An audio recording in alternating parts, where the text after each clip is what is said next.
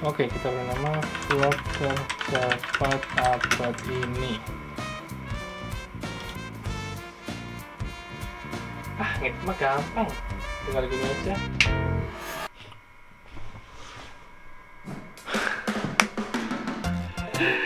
Ternyata cuma mimpi, kirain kelar beneran. Mulai aja belum.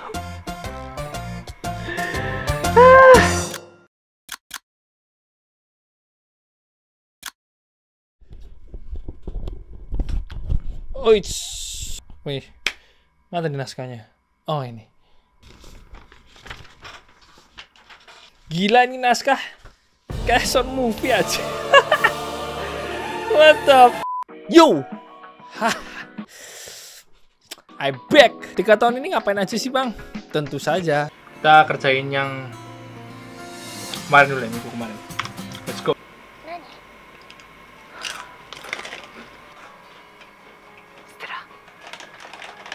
Enggak, kerja, cok. Setelah lulus dari kuliah itu, nggak ada waktu lagi untuk bersantai-santai. Adanya hanya kerja, main dikit, kerja lagi. Jangankan mikir mau bikin konten, menonton anime aja lupa, guys. Aku benci menjadi dewasa. Tentu saja kerja itu tujuannya mencari uang. Nah, uang yang aku sudah kumpulkan ini akhirnya dihabiskan untuk hal seperti video ini.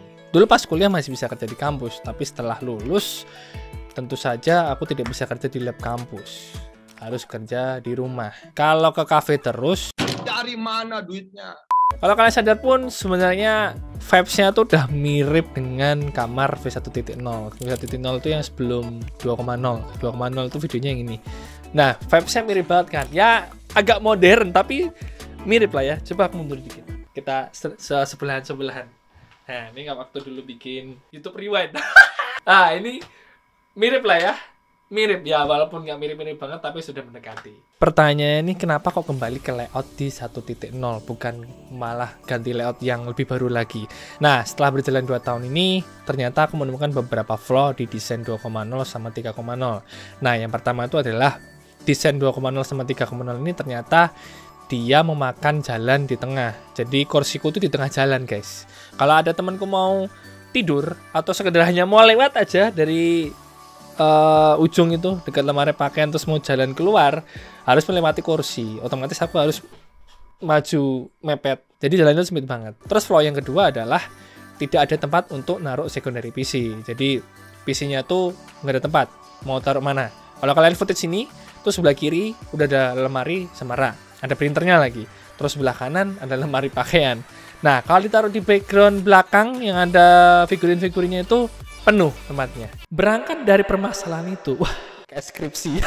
Akhirnya keputuskan untuk mengubah kembali layout 3.0 ini menjadi ke layout 1.0 ya, tapi dengan ada pembaruan sedikit lah, ada modifikasi yang baru. Kira-kira apa aja modifikasinya? Tapi sebelum itu kita lihat dulu proses pindah dari 3.0 ke versi 4.0. Let's go.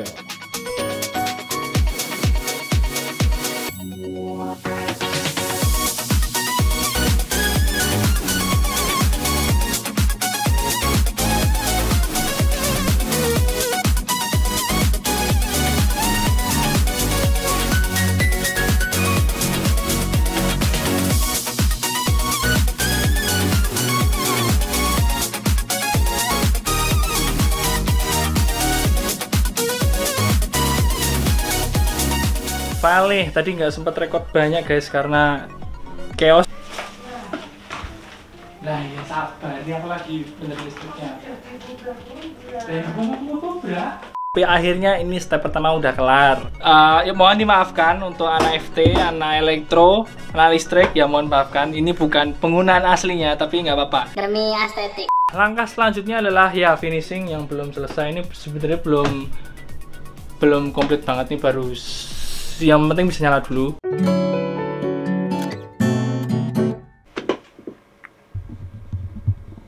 Beh, kok jadi manual fokus?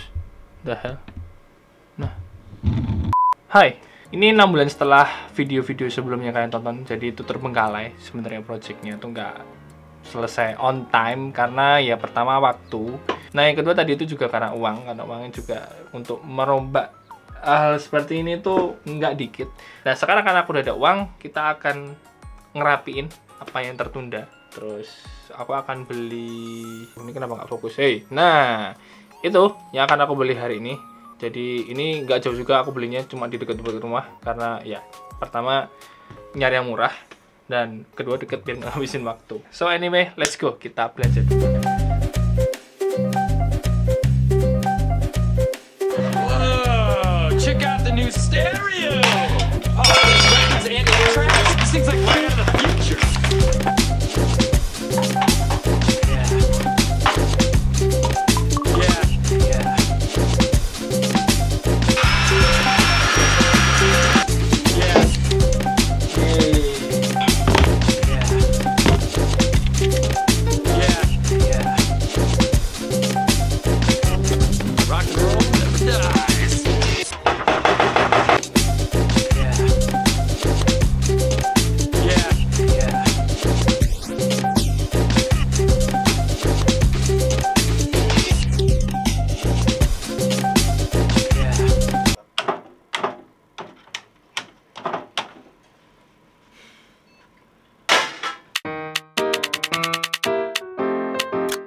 Sekarang adalah tanggal 4 April 2024. Jadi 2 tahun. Ini nih, aku udah beli barangnya nih. Yang udah beli monitor, aku udah beli monitor satu lagi tuh di sebelah sana. Ini bracketnya ini satu. Ini tripod, ini bracket juga. Nah, jadi ini bracketnya. Bracketnya ini bisa buat laptop. Jadi ini tataan buat laptopnya di sini nih.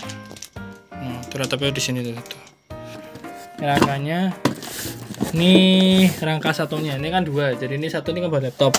Satunya itu rangka untuk layarnya kayak gini.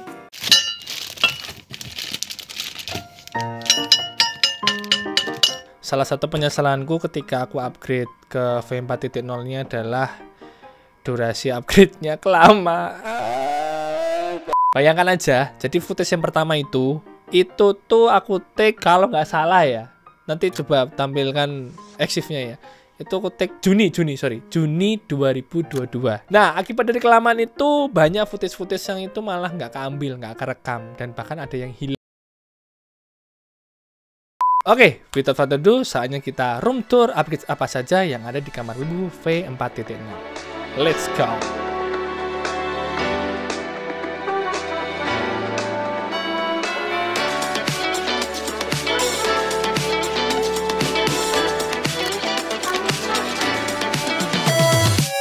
Oke, kita urut bahas paling pertama yaitu workspace utama. Jadi di sini adalah tempat sehari-hari aku bekerja sebagai freelance. Yang di-upgrade itu ada 7 item. Yang pertama kita bahas dulu dari meja. Meja ini sebenarnya masih bagus yang di 3.0 tuh, cuman ada beberapa flaw di meja 3.0 kemarin. Yang pertama, flaw pertama itu adalah tingginya kurang. Kalau kalian lihat video ini meme, nah dan kelihatan tuh nyangkut kursinya guys. Nah itu kerendahan, jadi akhirnya di ini revisi jadi 75 cm. Flaw berikutnya adalah nggak bisa dipasang bracket. Ternyata aku desain rangkanya itu salah, terlalu mepet ke pinggir dan akhirnya sempit dan nggak bisa dipasang apa-apa tuh. Kiri kanan tuh nggak bisa. Akhirnya revisi lagi, kerangkanya agak tak masukin ke dalam dan sekarang bisa buat pasang aksesoris bracket-bracket gitu di segala sisi bisa. Upgrade kedua adalah bracket. Dulu di V3.0 dan V2.0 ini rata-rata masih pakai yang V2.0 tuh bracket di meja. Bracket di tembok. Terus yang di V3.0 tuh tak bikin portable. Jadi pakai layar, dudukan layar gitu sama dudukan laptop yang portable bisa dibawa kemana-mana. Nah, yang di V4.0 ini akhirnya tak bikin permanen, semuanya bracket nempel di meja. Jadi lebih rapi dan banyak space kosong di bawahnya. Jadi bisa nyimpen barang-barang di bawahnya gitu. Karena free space-nya udah banyak, akhirnya upgrade ketiga adalah aku bisa nambah dudukan yang panjang. Ini 130 cm dari ujung ke ujung. Itu bisa buat naruh macem-macem. Aslinya nanti hanya untuk naruh soundcard aja, cuman akhirnya bisa buat naruh yang lain, jadi lebih rapi. Bawahnya bisa dimasukin keyboard kalau keyboardnya lagi nggak dipakai. Upgrade keempat adalah layar. Layar dulu itu gambarnya tuh jelek sebenarnya kalau boleh jujur ya. Warnanya tuh suka shifting, jadi kalau color grading tuh susah lah pokoknya. Akhirnya ada duit, aku langsung invest buat ganti monitor baru. Kalau dulu 22 inch, sekarang 24 inch, lebih gede. Ini pakai AOC 24G4E. Jadi ini udah 120 Hz, jadi buat main Nosu. Ini tapi aku nggak pernah main Nosu lagi, jancuk. Terus sebelahnya juga tambah monitor kecil. Ini monitornya beli di Facebook Marketplace, harga 200.000 aja. Ya ini spek bosok sih sebenarnya, tapi itu fungsi sebenarnya hanya untuk review aja. Jadi kayak aku ketika ada live stream itu butuh lihat chat YouTube, chat live streamingnya tuh tinggal lihat sebelah kiri aja. Upgrade kelima adalah mouse. Nah, mouse yang dulu pernah aku refill di V3.0 pakai G102 Logitech itu rusak. Sebenarnya rusak nggak parah, itu cuma double klik aja. Tapi karena aku males mau servis, udahlah ganti aja sekalian yang baru. Akhirnya ganti yang bisa wireless sekalian. Aku beli Press Play Atlas di harga berapa ya? Aku lupa ya. 260 kayaknya, aku lupa. Aku nggak pakai dongle, nggak pakai docking. Lumayan lah untuk buat harian-harian gitu. Mouse-nya juga nyaman, mantep. Upgrade berikutnya, nah ini nih, jancuk ini. Selain mouse yang rusak, nah kursiku ini ternyata juga ikut rusak guys. Jadi yang beli di V3.0 itu akhirnya menyerah ya, senderannya patah. Aku mau nyobain, alhamdulillah males ngapain beli, nanti patah lagi. Udahlah, ya wes, beli kursi baru aja lah. Akhirnya aku beli kursi yang merek sekalian, aku beli Fantech. Ini Fantech OKA 258 nggak salah ya. Harga 1 jutaan. Aku beli di outlet store di daerah Jogja juga. Upgrade yang ketujuh, yang terakhir adalah drag cabinet. Dulu dari tahun 2015 sampai 2024 ini aku nggak pernah punya namanya drag cabinet. Jadi ketika aku beli kamera dan barang-barang perintilan seperti lensa ini selalu berakhir menjadi ladang jamur. Akhirnya di tahun 2024 kemarin aku ada duit, terus akhirnya langsung kusikat lah untuk beli Drybox kabinet ini. Ya karena perlu kalian tahu bahwa alat fotografi dan videografi itu mahal-mahal. Kalau sekalinya rusak, boncos guys. Mayan daripada rusak duluan, mending tindakan preventif yaitu menggunakan Drybox kabinet biar alat-alatnya tidak jadi ladang jamur.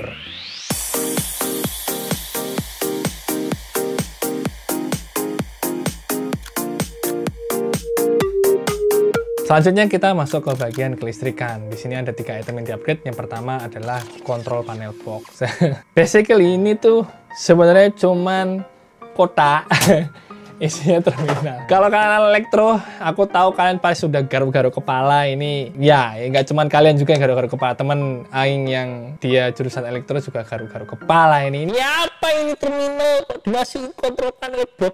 Oke, kita jelasin dulu. Niat awalnya tuh sebenarnya udah mau ke sana arahnya. Jadi pakai hardwire, pakai kabel-kabel tembaga gitu, terus ada MCB-nya gitu. Nah, tapi sering berjalannya waktu, ternyata hardwire itu cukup susah. Dan harga MCB itu nggak murah juga. Kalau cuman perintilan kayak gini harus beli MCB 8 biji. Boncos bro. Dan ngedevelop kabelnya itu juga butuh waktu. Dan akhirnya telah berpikir, ya udahlah, sementara gini dulu aja. Upgrade V5.0 bakal kurubah jadi beneran kayak control box kayak pabrik. Sebenarnya gini dulu, mohon dimaafkan. Upgrade selanjutnya adalah di terminal. Kalau dulu terminalnya di V3.0 itu dia cuma 1 strip dan itu nggak semua kepalanya dia ada tombolnya. Jadi kalau mau matiin sesuatu otomatis harus dicabut kepalanya. Kalau sekarang udah nggak, sekarang sudah full menggunakan tombol. Jadi misal mau matiin, tinggal flick the switch and done. Berlaku untuk semua yang ada di sini. Jadi ini semua udah pakai tombol.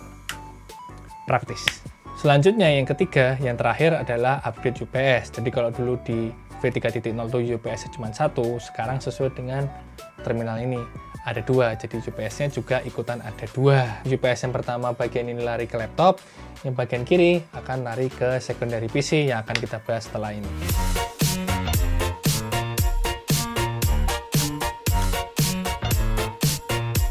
Bagian ketiga kita akan bahas di secondary PC. Buat subscriber harusnya udah tahu bahwa ini sebenarnya merupakan PC lama yang pernah muncul di video ini. Setelah aku punya laptop gaming, PC ini tuh sempat nganggur setahun Setelah setahun tuh aku baru kepikiran kayaknya PC-nya bisa kita hidupkan untuk keperluan yang lain. Nah, di sini ada 3 item yang di-upgrade. Yang pertama kita akan bahas dulu ini, rak custom. Ini baru bisa di-upgrade setelah ganti layout ke V4.0, karena di 3.0 nggak ada space, nggak bisa aku masang lemari di belakang dekat lemari itu, wah nggak bisa jalan yang ada. Jadi bikin rak custom setelah pindah layout. Jadi di bawah ini bisa aku taruh PC, terus di tengah ini ada layar, di atasnya ada printer.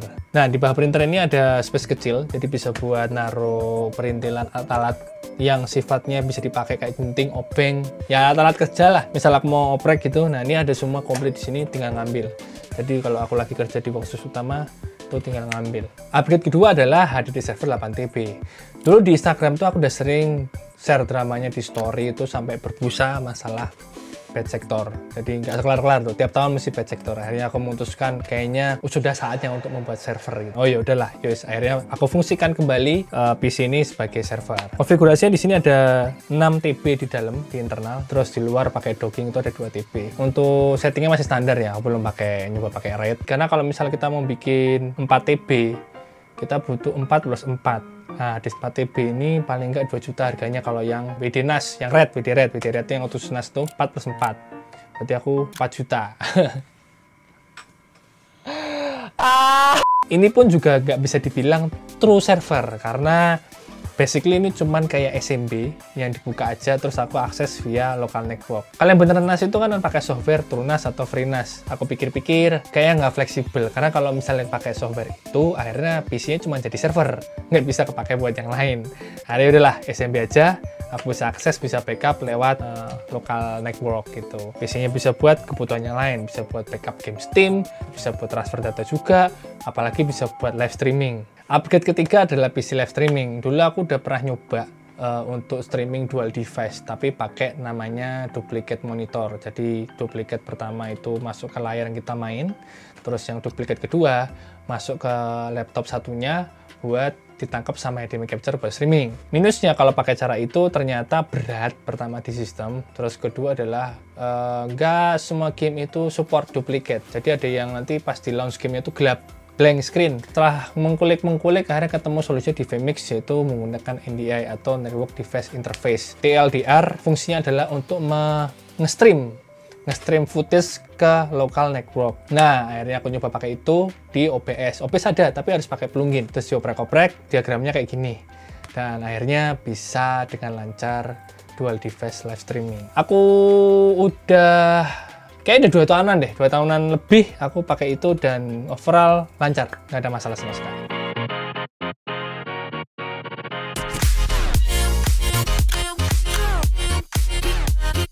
Bagian keempat kita masuk ke setup background. Jadi ini upgrade-nya nggak begitu signifikan karena ini hanya penyempurnaan dari upgrade-upgrade sebelumnya. Lemari aja ini sebenarnya udah ada dari V2.0. Nanti rencana ini masih kosong, masih hanya buku-buku biasa. Nanti mau tak isi light novel sama manga. Terus untuk figurin juga sama, ini ya ini 3 ini maling, 2 ini beli baru. Terus untuk lampu sekarang ada ini, jadi dulu kan lampunya cuma kuning ya, sekarang sudah ada RGB-nya, jadi backgroundnya ini lampunya bisa diganti-ganti warna. Terus gambar posternya juga mirip kayak desain V1.0, bukan mirip, memang aku samain desainnya persis. Apalagi pas di kontennya tuh aku pakai baju yang ini sama. Aku mencoba nostalgia, wah ternyata dulu kayak gini ya.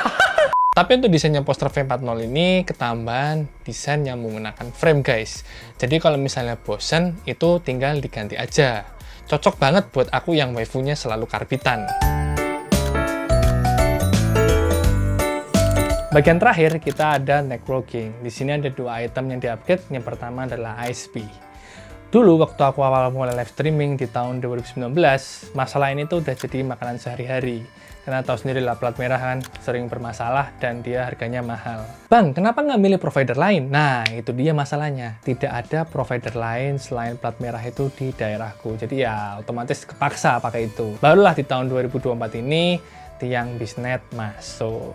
Oh, finally terbebas dari plat merah. Ini aku beli paket harganya 200.000, dapat speed 65 Mbps 1:1. Yang plat merah dulu itu 100 Mbps downloadnya, tapi 1:5, jadi 1:3. Jadi downloadnya 100, uploadnya 30.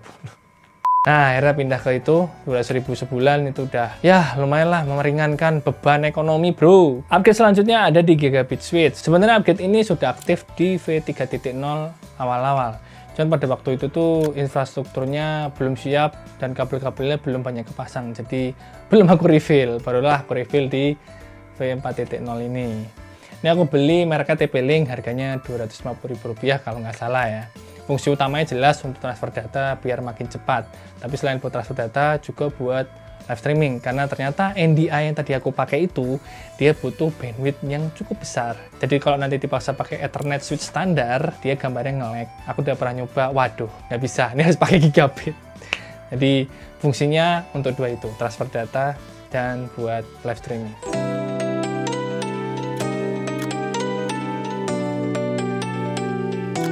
Itu aja upgrade kali ini, dan ini bukan akhir dari kamar Wibu series. Nanti bakal ada next upgrade yaitu di V5.0. Nah, V5.0 ini bakal jadi major update karena akan aku rombak semua, akan aku bongkar semua ini kan nanti bakal dicat ulang. Tembok sebelah ini itu rembes dan lembab, belang-belang, kalian bisa lihat sendiri ini footage-nya. Mau nggak mau V5.0 bakal dicat ulang semuanya. Plus nanti bonus bakal ada busa peredam di sekeliling kamar. Jadi kiri kanan depan belakang sampai atas pun nanti juga bakal ada busa peredamnya. Harapannya kalau nanti streaming malam-malam itu tidak membuat berisik tetangga kiri kanan gitu. Kapan upgrade-nya? Udah tahu.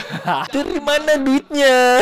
Oke, seperti biasa kalau kalian tidak suka kalian tambah sekalian lakukan, tapi kalau suka jangan lupa drop the like, comment, dan subscribe ya. Aku Gedi Julian, sampai jumpa di episode selanjutnya. Keep learning and stay on the line.